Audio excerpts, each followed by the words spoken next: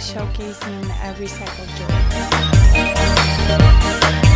Well, I think it's important nowadays that we preserve the environment, and like it's very important to me personally that I recycle my own stuff.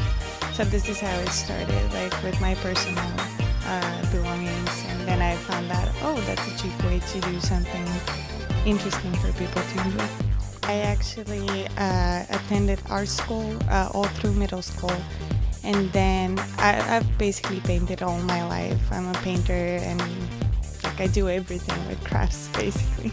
I had to find a cheaper way to indulge my, habits of buying more and more, and then I figured I can just, if I need something new, I can always like repurpose the ones that I've already had. So I don't have a particular style, like I'm very open to whatever trends, but still I want to keep my own touch. So my jewelry is made out of buttons and wire, and this is what I like to stick to and like make it kind of my signature line eventually, but I work with a lot of different materials.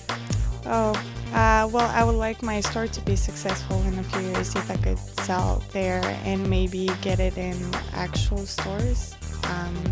Yeah, that's my plan for now. We'll see what happens. Now I sell on Etsy, but my goal for the next month or two is to get my website up and running.